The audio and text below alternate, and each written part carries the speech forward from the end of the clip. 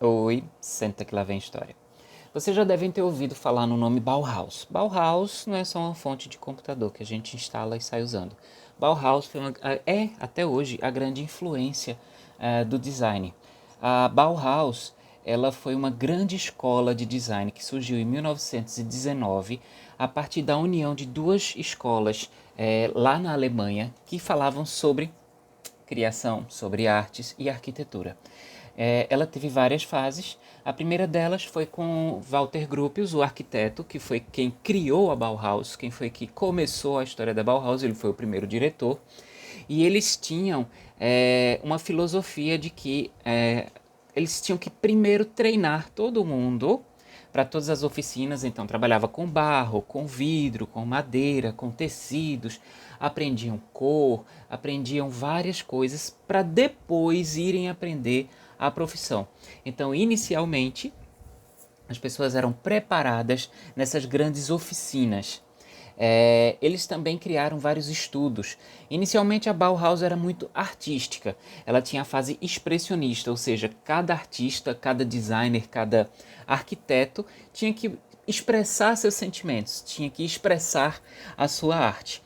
Então, ela foi uma fase bem interessante que se produziu bastante coisa naquela época.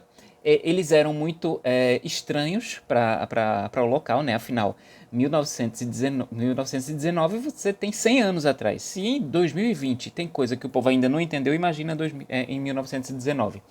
Então, eles fizeram a primeira grande exposição de trabalhos deles em 1923.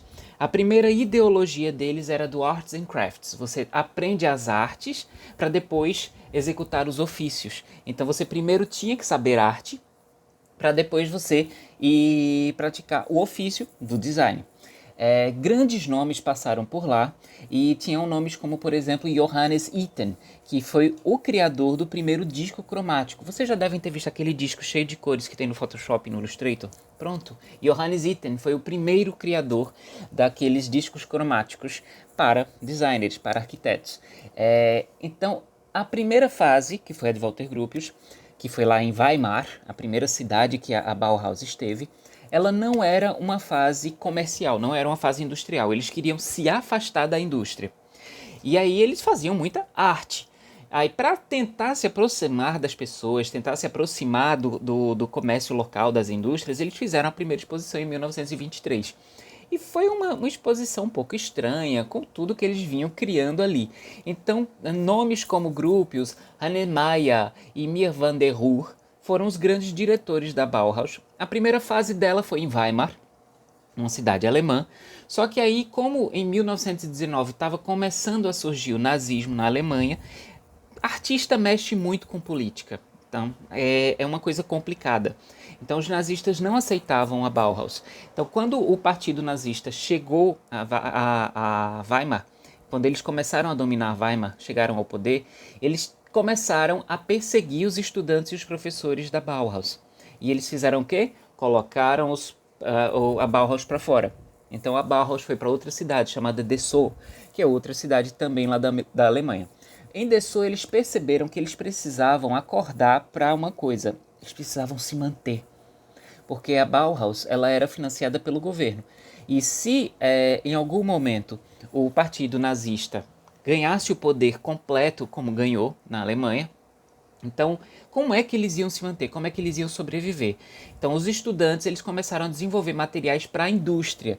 Então, foi a fase mais industrial da Bauhaus. E essa fase industrial ela começou a pensar coisas como a tipografia, a litografia, a tecelagem. Então, vários produtos começaram a ser desenvolvidos aí. Eles pegaram tudo que eles estudaram de arte antes e começaram a executar produtos para serem vendidos e executados por indústrias. Fizeram várias parcerias com indústrias, mas novamente eles foram expulsos de Dessau e foram para Berlim. Em Berlim foi uma fase mais arquitetura da Bauhaus, não foi uma fase de design. Então, projetos modernistas, muitos projetos modernistas nasceram ali. O último diretor da Bauhaus dessas três fases foi Mies van der Rohe, que ele era, perdão, ele era um arquiteto, muito famoso e um dos grandes precursores, um dos grandes nomes do modernismo. A Bauhaus ela teve uma importância tão grande que até hoje ela influencia a forma como nós criamos, a forma como os arquitetos criam. Então a Bauhaus ela é a nossa grande referência, ela é o nosso grande nome que nós devemos nos inspirar. E também não, né? Uma das principais regras que saíram da Bauhaus foi a forma segue a função. O que é isso? Tudo que você vai fazer tem que ser moldado a partir da função que ele vai executar. Entenderam? Significa que se algo não consegue executar bem a função, ele não é design. Isso é uma briga que a gente tem até hoje na área do design. Não tanto na área do design gráfico, mas principalmente na área do design do produto. Então a forma, ela deve seguir a função que deve ser executada. Então é por isso aí. A Bauhaus, ela se dissolveu naquela época por conta da Segunda Guerra Mundial, que foi surgindo, mas ela deixou grandes contribuições para a gente, como por exemplo a tipografia mais simplificada que nós temos até hoje. Então, usa Arial no computador? Agradeça a Bauhaus. Usa uma Times New Roman, não, Times New Roman não, perdão. Usa uma Trebuchet? Agradeça a Bauhaus. E a própria tipografia da Bauhaus, porque antigamente o alfabeto era todo gótico, que é cheio de pontinhas, cheio de enfeitezinhos, e a Bauhaus disse não, tem que ser limpo, tem que ser reto, tem que ser bem legível. Existem várias outras escolas que surgiram depois da Bauhaus, como por exemplo a Ulm e o estilo internacional, e foram todas influenciadas pela Bauhaus, e ainda assim a Bauhaus até hoje ela consegue influenciar bastante a nossa formação, a nossa produção. E é isso, eu passei um pouquinho do tempo, mas vocês não vão reclamar não, né? Até a próxima.